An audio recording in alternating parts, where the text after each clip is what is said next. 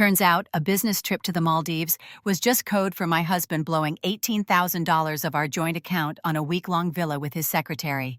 And I didn't scream, I didn't beg. I booked the seat right between them.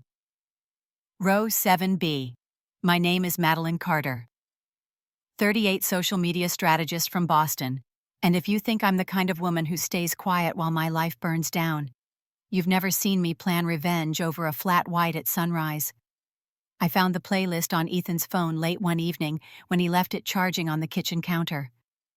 Maldives Dreamscape. I froze. Ethan had never once mentioned wanting to go that far, not with me anyway. The songs were all soft island lounge, steel drums and waves.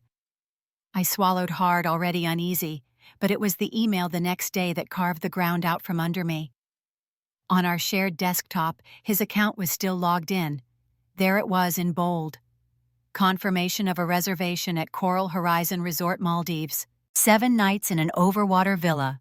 $18,000 charged directly to our joint credit account. The secondary traveler was listed as Sierra Lane. I felt the blood drain from my face. That night when Ethan came home, he acted as if nothing had happened. He set down his leather briefcase and loosened his tie, the picture of casual. I asked how the New York conference was shaping up. He nodded too quickly. Yeah, Manhattan, just a short trip. His eyes flickered toward the fridge, as if that subject was already boring him. I stood there smiling tightly, pretending to believe him. Inside, my chest burned with rage. When he left the room, I went to my desk. I pulled open the drawer with every bank statement and receipt. I lined them up like evidence in a trial. The charges were all there: spa services, seaplane transfers, champagne dinners. He had used my money, our money, for his affair. My hands shook, but my mind grew sharper with every detail. I opened my laptop, typed the airline site into the browser, and searched for the exact flight number. Boston to Malé, with a stop in Doha. My pulse hammered as the seat map appeared. Row 7. His reservation was right there, and Sierra's was beside him. I hovered my finger over the trackpad. The middle seat was open. I pressed confirm. The click echoed in my head like a gavel. My heart stopped trembling. For the first time that day, I felt steady. Later, Olivia wandered into my room. 15 years old, too perceptive for her own good. She saw the printouts scattered across my desk. "Is Dad in trouble?" she asked. "Why does it say Maldives on that paper?" I snapped the folder shut, forcing my voice to be calm. "It's nothing you need to worry about, sweetheart." She frowned, eyes lingering before leaving reluctantly. The guilt of lying to her stabbed me, but I couldn't let her bear the weight of her father's betrayal. When Ethan finally crawled into bed that night after his so-called conference call, I lay next to him in the dark, staring at the ceiling. His breathing was even calm, as if he had no secrets. I whispered silently to myself, "You will not erase me. Not this time." The next morning, I called Grace Mitchell, my old friend turned divorce attorney. I told her enough to make her go quiet, then asked if using joint assets for an affair would matter. Her answer was clear. It mattered a lot. She asked me to forward every receipt. I promised I would.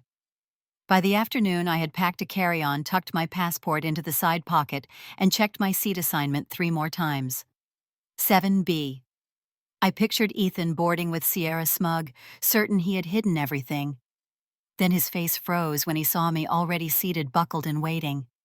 That vision alone steadied my pulse. As dusk fell, I stood by the window watching the snow coat the Boston streets. Ethan called up that he'd be late working again. I whispered to the glass, "We'll see each other soon, Ethan, and you will finally see me." I set my suitcase by the door, ticket in my purse, and drew a deep breath. Tomorrow morning I would stand at the same check-in counter as Ethan, and the real game would begin. The line at Logan International was already long when I wheeled my suitcase into place. My ticket was tucked safely in my purse, my passport pressed against it like an anchor. The air was heavy with the smell of coffee and disinfectant, the chatter of travelers moving through security, the click of heels, and the rumble of rolling luggage. I shifted my weight and looked ahead. Ethan was there. He stood in line with Sierra at his side, laughing softly at something she whispered. The sound made my skin crawl. They hadn't seen me yet. I watched him glance at his watch, adjust the strap of his carry-on, the picture of a businessman rushing for an international trip. Sierra tucked a strand of blonde hair behind her ear, her manicured nails glinting under the fluorescent lights. She leaned closer, too close, and I felt the familiar surge of heat in my chest. For a moment I thought about walking away, but then the memory of that $18,000 charge burned through me. I stepped forward and closed the distance. When the line moved again, I was directly behind them. Ethan shifted and his eyes landed on me. The blood drained from his face. For a second he looked like he had seen a ghost. Sierra followed his gaze and froze her lips, parting a nervous laugh catching in her throat. I lifted my chin, kept my voice calm. "Good morning, Ethan. Long trip ahead." He stammered something, his throat dry. "What are you doing here?" His voice cracked. I handed my ticket to the airline agent who had just opened the next counter. The woman scanned it, typing briskly. She looked up with a professional smile. "Carter Madeline, business class to Malay connection through Doha. And one moment, ma'am, I see here the resort booking linked to this reservation. Total balance $18,000 already cleared." She read it aloud without thinking, projecting her voice over the counter. Every head around us seemed to turn. The man behind me raised his eyebrows. A couple at the next counter exchanged glances. Ethan's face went red, then pale again. Sierra gripped the handle of her tote bag, her knuckles white. I let the silence stretch, then smiled a sharp, cold smile. "Sounds like quite a vacation, doesn't it?" The agent printed my boarding pass and slid it across. "Enjoy your trip, ma'am." I thanked her and stepped aside, deliberately brushing past Ethan. He opened his mouth, but no words came. Sierra whispered, "Ethan, people are staring." And they were. The line behind us stalled, eyes flicking from him to me and back again. A murmur spread, the kind of low ripple that feeds on embarrassment. I pulled my carry-on closer, my heels clicking against the tile as I walked a few steps ahead. My pulse pounded, but my face was steady. For the first time in years, I had watched Ethan squirm, stripped of his perfect composure. He grabbed Sierra's elbow and moved quickly toward another counter, trying to put space between us, but it was too late. The damage was done. Security was a blur, shoes off, laptop out, bag on the belt. I moved through with practiced ease.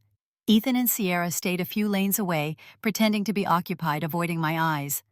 I caught glimpses of them whispering, her shoulders stiff, his jaw tight. When we all cleared, I slowed just enough to make sure they saw me roll my suitcase toward the same gate. At the coffee kiosk near the terminal, I ordered a black coffee and leaned against the counter while it brewed. I could feel Ethan's stare across the seating area. Sierra was hissing at him, her arms crossed while he rubbed his forehead like a man already defeated. I picked up my coffee, took a slow sip, and allowed myself the smallest grin. Boarding was called not long after. Business class passengers were invited first. I walked steadily to the gate, ticket in hand, the agent scanning and welcoming me with bright voices. I stepped into the jet bridge, the hum of the engines vibrating through the floor, the smell of recycled air rushing at me. I tightened my grip on the handle of my suitcase. The real battle was no longer about receipts or suspicions or whispered lies. It was about to unfold 30,000 feet above the ocean with no escape for any of us. I took another deep breath and moved forward, knowing the next time I saw Ethan's face, it would be from the seat right beside him. The cabin smelled faintly of leather and brewed coffee as I stepped inside, the cool air brushing my face.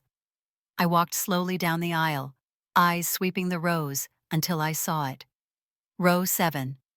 Ethan was already seated at 7A by the window, his shoulders stiff, his laptop balanced on his knees, though the screen was still dark. Sierra sat in 7C by the aisle, fiddling with her phone, her leg bouncing nervously.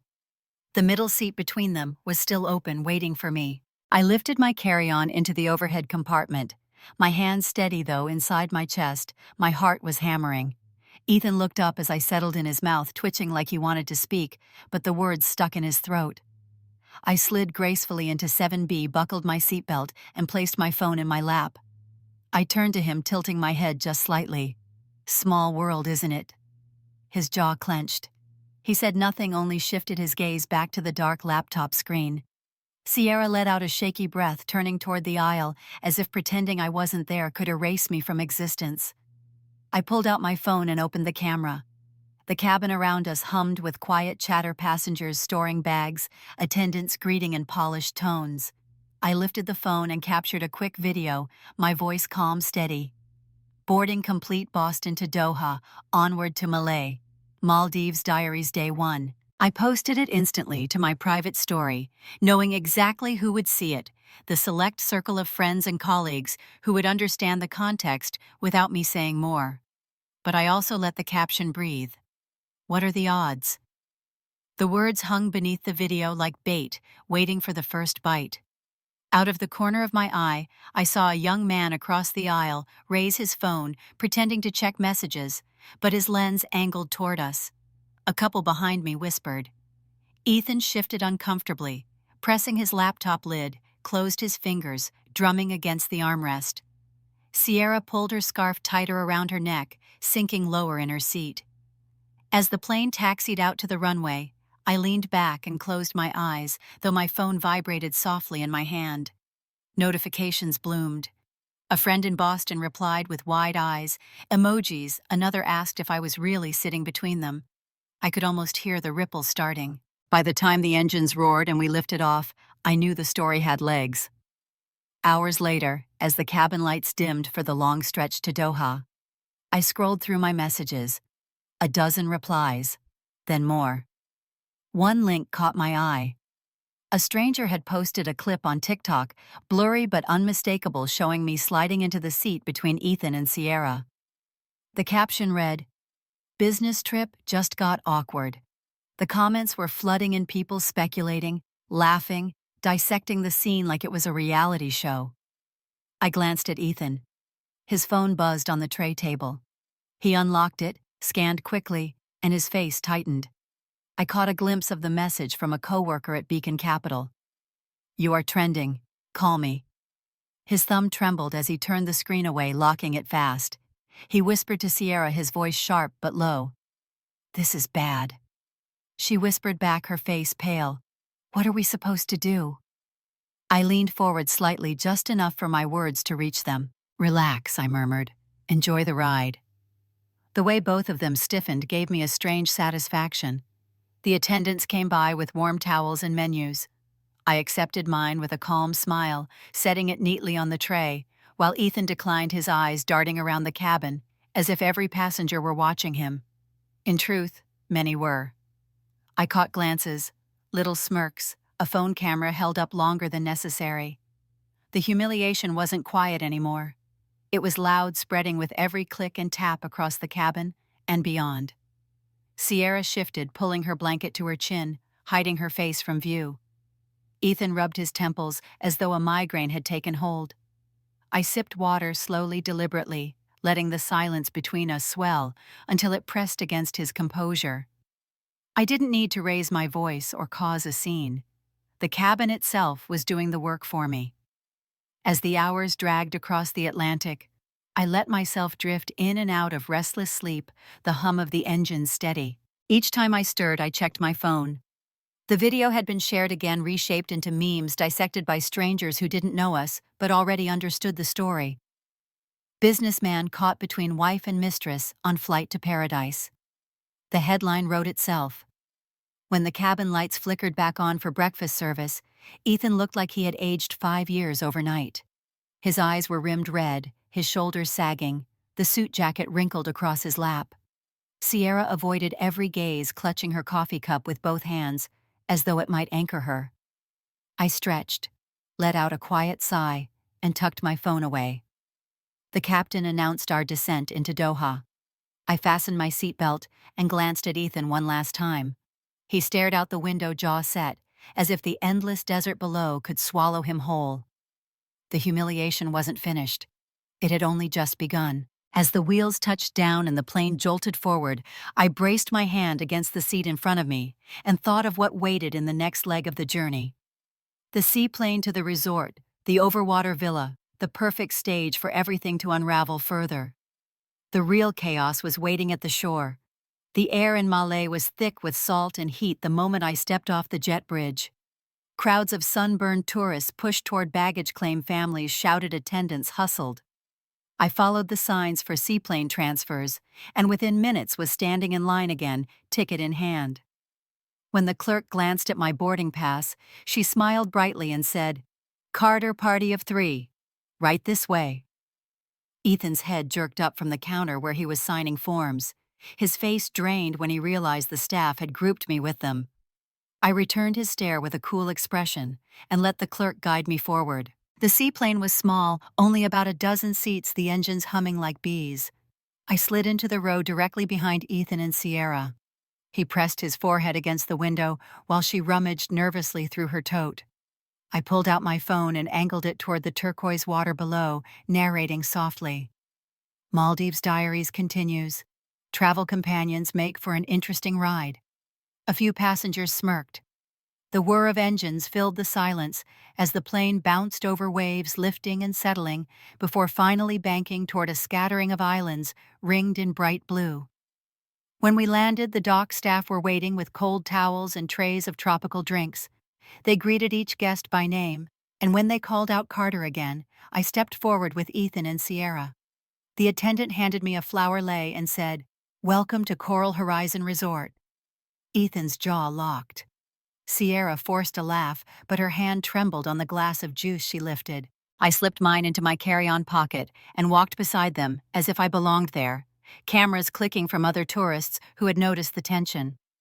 The villa was extravagant, all teakwood decks stretching over water, private pools, shimmering staff bustling to carry luggage. Ethan tried to separate from me at check-in, murmuring something about a mistake, but the front desk clerk was insistent. "All 3 Carters, your villa is ready." I thanked her warmly and caught Ethan's glare from the corner of my eye. That afternoon, I wandered to the infinity pool. The horizon spread endless, the sea so clear it looked unreal. Ethan and Sierra were already there, stretched out on lounge chairs, sunglasses hiding their eyes. I dropped my towel on a chair 2 spaces away, ordered a mojito from the bar, and dipped into the pool. A group of American tourists nearby whispered, nudging each other, phones subtly aimed in our direction. Sierra hissed something at Ethan, her lips tight, but he stayed silent, staring at the water as if he could disappear into it. By evening, the resort had set up a candlelit dinner on the beach for couples. Low tables, lanterns swaying in the breeze, the air heavy with grilled seafood. I made my way down the sand, in a simple black dress, my hair loose. When the hostess asked my name, I said Carter, and she waved me toward the row where Ethan and Sierra sat. Their table was only steps from mine. I ordered champagne and raised the glass in their direction, catching Sierra's glare like daggers.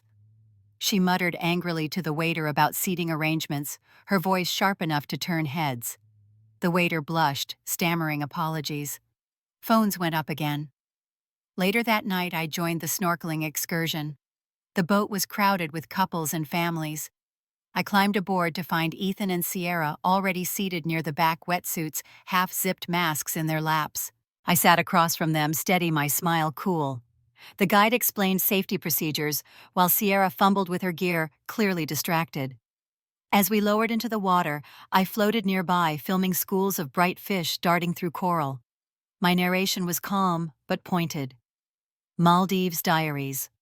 Sometimes the company you keep makes the ocean feel smaller than ever. When we returned to shore, Sierra snapped. At the equipment stand, she lashed out at a young attendant who had mixed up her fins. Her voice rose sharp and shrill, accusing him of incompetence. The boy flushed, trying to apologize, but her words cut through the humid air. Around us, phones lifted again. Someone whispered loudly, "What a nightmare honeymoon." Ethan tugged at her arm, begging her to stop, but she yanked free and stormed ahead. By the time we reached the main deck, I knew what had happened. My phone buzzed with alerts. A video was already circulating, shaky, but clear enough. Sierra shouting at the attendant, Ethan grimacing beside her, me in the background, collecting my gear calmly. The caption read, "Honeymoon from hell." Comments multiplied by the minute. People laughed, guessed at the story, piecing together fragments of truth from what had already begun on the plane. As I walked back to my villa, Under the glow of lanterns lining the path, the sound of waves crashing softly against stilts below, I felt the storm growing. It was no longer just between the three of us. Strangers across the world were watching. And this was only the beginning of what I had planned. Back in Boston, the Carter house sat under its usual canopy of oak trees, the driveway lined with polished cars, the neighborhood quiet except for the distant bark of a dog. Inside, Robert Carter sat stiffly in his leather armchair. The television muted his eyes glued to the screen of his phone. The clip from the Maldives played again. Sierra's voice shrill, Ethan's face grimy visible in the background. Robert tightened his jaw, locking the phone as if shutting off the screen would erase it. Rose Carter walked in from the kitchen, carrying a tray of tea. She set it down and studied her husband's face. "You have seen it, haven't you?" Robert cleared his throat and shook his head. "Just nonsense online. We can keep this quiet." Rose's eyes sharpened. "Quiet," she repeated. "Our son humiliates his wife, spends money that is not his alone, parades around with a girl half her age, and you want to keep it quiet." Robert leaned forward, his voice low and urgent. "Reputation matters, Rose.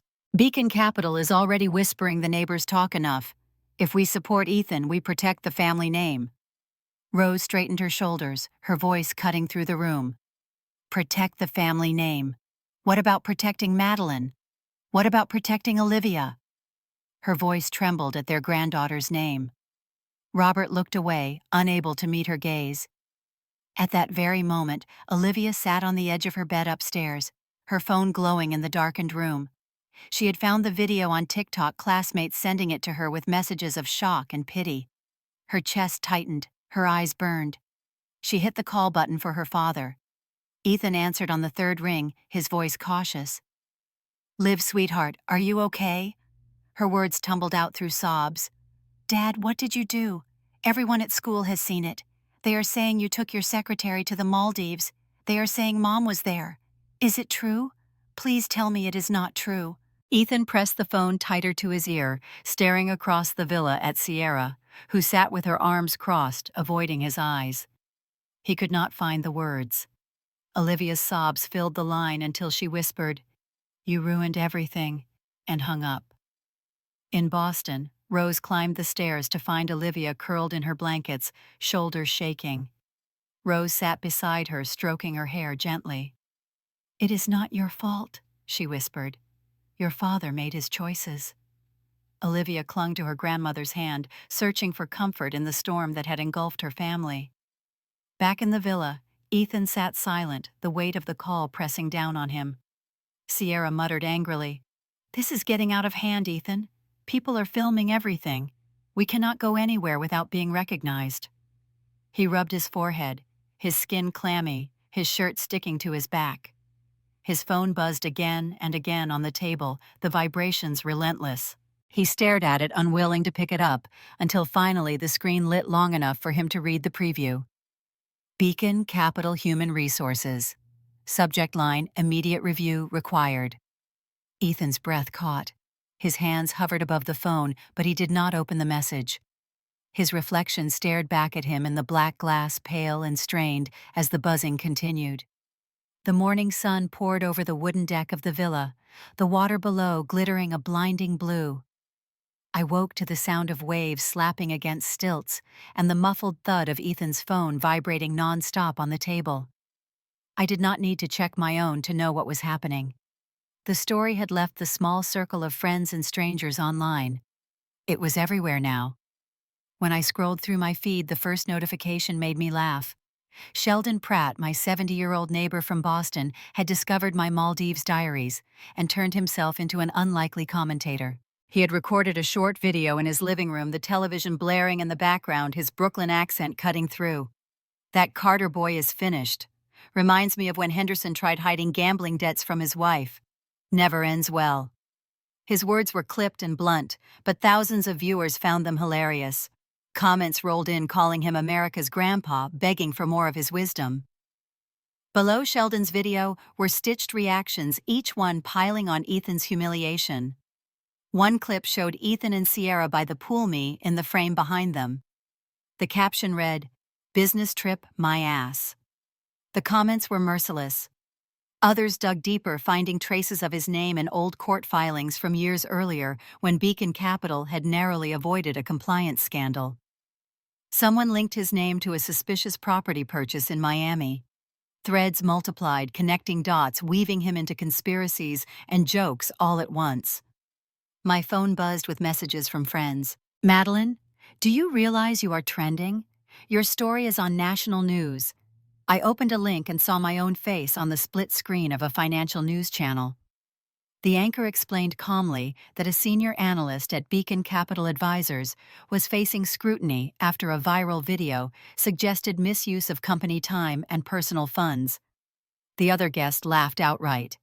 "Forget misuse of time, this guy can't even manage his marriage." The studio audience chuckled. My chest lifted, the vindication sharper than any dagger. Ethan sat slumped in a chair across the villa, his phone clutched tightly in his hand. His knuckles were white, his lips pressed thin. He finally opened one of the dozens of emails, and I watched his face drain of all color. He muttered under his breath, "Beacon is investigating." He looked up at Sierra as if she could save him. She shook her head, her eyes wide, her nails digging into the armrest of the chair. I turned my attention back to the screen. Headlines scrolled: hedge fund executive under fire after viral Maldives trip. Subhead: Beacon Capital to launch internal review. The photo above the article showed him on the plane, frozen in that exact moment when he had spotted me sliding into the middle seat. The image was already a meme across Twitter captions, joking about the cost of a business trip when the business is betrayal. By afternoon, the villa felt smaller, the walls closing in. Ethan tried pacing, but each step was heavy. He finally sat again, scrolling aimlessly until his hand stopped. He turned the phone toward himself, then away, unwilling to let Sierra see. But I caught the glimpse. His face was there on the front page of the Wall Street Journal, not tucked into the business section, but across the national edition.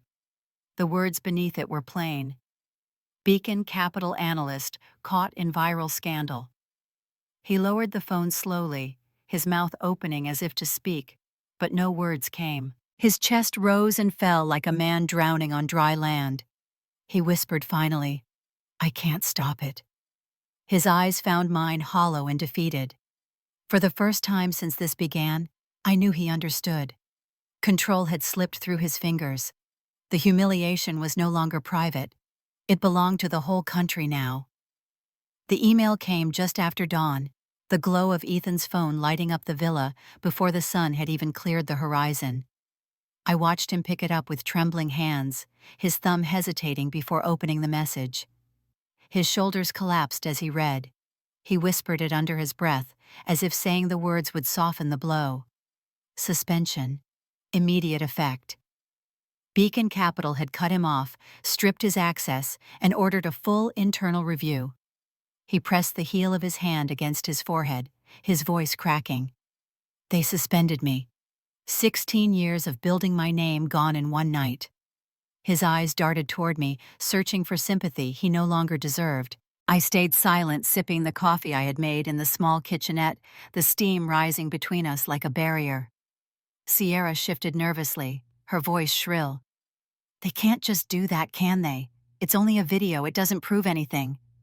Ethan turned on her, his tone sharp. "It proves enough. It proves you were there. It proves I lied." He buried his face in his hands, his shoulders shaking. I opened my laptop and connected to the resort's patchy Wi-Fi. Grace was waiting for my call, her voice steady, crisp, the way only a lawyer could be. She had already prepared the draft of the divorce petition and attached the receipts I had sent. The $18,000 villa, the seaplane transfers, the champagne dinners, every charge logged under the joint account. She explained calmly that misuse of marital funds would weigh heavily in my favor. I felt the weight of her words settle over me like armor. Ethan noticed the open laptop, the forms glowing on the screen. His face drained again. "You are really doing this?" He sounded more like a child than a man, broken and desperate. I closed the laptop softly. "Yes, Ethan, I am." He rose suddenly, pacing across the room, his bare feet slapping against the polished wood. He stopped in front of me, his eyes wild. "Please, Madeline, we can fix this. I can make it right. I can end it with her. We can go home, no one has to know. His words tumbled out in a rush. I stood slowly meeting his gaze without flinching. You ended it the moment you chose her over your family. Sierra sat frozen, her phone pressed tightly in her hand. A new buzz sounded and she glanced down. Her face went white. She inhaled sharply, muttering, "No, no, no." Ethan snapped at her. "What now?" She thrust the screen toward him. It was an official email from Boston College. The disciplinary committee had issued an interim suspension, citing ethical violations connected to the viral scandal. The phone slipped from her fingers onto the couch. She covered her face with both hands, her shoulders shaking as she sobbed. Ethan looked at her with disgust, as if her collapse made his own destruction more real. He staggered back into the chair, gripping the arms so tightly his knuckles blanched. My phone buzzed at the same time. A notification from Twitter. The hashtag Karma Came Early was trending. Clips of Sierra yelling at the resort attendant were spliced together with screenshots of Ethan's suspension. Memes bloomed faster than I could scroll. One photo showed the two of them slumped side by side on the seaplane, the caption reading, "Business trip straight to hell." The villa felt suffocating. Ethan muttered curses under his breath, swearing at Beacon Capital, at me, at the faceless crowd on the internet. Sierra lay curled on the couch, her mascara streaked, whimpering about her ruined degree. I gathered my things, calmly sliding the laptop into my bag, tucking the signed drafts Grace had sent into a folder. My hands did not shake. When I stepped out onto the deck, the sunlight was harsh, the ocean dazzling. I leaned against the railing, breathing the salt air deep into my lungs. Behind me, I could hear Ethan's muffled voice on the phone, begging someone from his firm to reconsider, promising explanations that no longer mattered. The humiliation was no longer mine to carry. It was theirs, and it had consumed them whole. The storm I had unleashed was still raging, and I knew it was only gathering strength. By January, the snow along Commonwealth Avenue had turned to gray slush, the sidewalks slick with salt. I walked Olivia home from school, her laughter echoing against the brick townhouses. She swung her backpack as she told me about a science project, her face lit with ease I had not seen for months. The divorce papers were final, the judge's signature dry on the page. The house in Boston was mine, the custody agreement clear. For the first time since the storm began, my chest felt light. Ethan had tried to fight. He hired lawyers, sent letters, begged for settlements, but the evidence Grace compiled spoke louder than his excuses. Misuse of marital assets, the viral humiliation, the suspension from Beacon Capital. The court had little patience for his protests. The gavel came down, and with it the last thread that tied me to his betrayal. I passed by his new address, once a nondescript building near Somerville, the kind of place that smelled of takeout and mildew. I did not go inside. I only watched from across the street as he fumbled with his keys, shoulders hunched under the weight of a cheap winter coat. He looked smaller, older, like the air had gone out of him. Sierra was nowhere in sight. Rumors online said she had left town after Boston College's decision. Her accounts deleted her name, fading from every circle that once entertained her. At home, Olivia and I rearranged furniture, painting her room the shade of lavender she had begged for. She taped photos of her friends to the wall, her laughter spilling through the house. One evening she hugged me tightly and whispered, "Thank you, Mom, for not letting him win." I held her until she drifted off to sleep, her breath soft against my shoulder. In February, I received an email from Lauren Davis, the CEO of Aurora Digital, a rising tech company in Cambridge. She wrote that she had followed my Maldives diaries and admired the precision, the narrative skill, the ability to turn chaos into a story that captured the world's attention. She asked to meet. I sat across from her in a glass-walled office. 2 days later, the Charles River frozen outside. Lauren smiled as she slid an offer letter across the table. Social media director. A salary beyond what I had ever imagined, creative freedom, and the backing of a company that valued my voice. I accepted with a calm nod, but when I walked out onto the street, my hands trembled. Not from fear, but from the realization that I was stepping into a life entirely my own. No shadows of betrayal, no whispers of doubt. Spring came slowly. The snow melted, the magnolias bloomed along the public garden, and our house filled with light. On a Saturday morning, I found Olivia in the kitchen humming as she spread jam on toast. She grinned at me, her hair messy from sleep, her cheeks flushed. It felt like the world had opened again. Later that day, we sat together on the porch, the city alive around us. She leaned against me, scrolling her phone. "Look, Mom," she said, showing me a photo of us that a neighbor had snapped. It was posted with the caption, "New Beginnings on Beacon Hill." For the first time in a long time, I did not mind being the subject of whispers. This time they carried no shame, only proof that survival could look like joy. That night, as I lay in bed, the quiet of the house settling around me, I thought of the flight, the villa, the chaos that had unfolded. I thought of how Ethan's world had crumbled, how Sierra had vanished, how the storm had raged until it cleared. I reached for the lamp, turning off the light, and let the words form silently in my mind. One plane ticket had destroyed a marriage, but it had also given me back my freedom. One flight had broken me open and then set me free.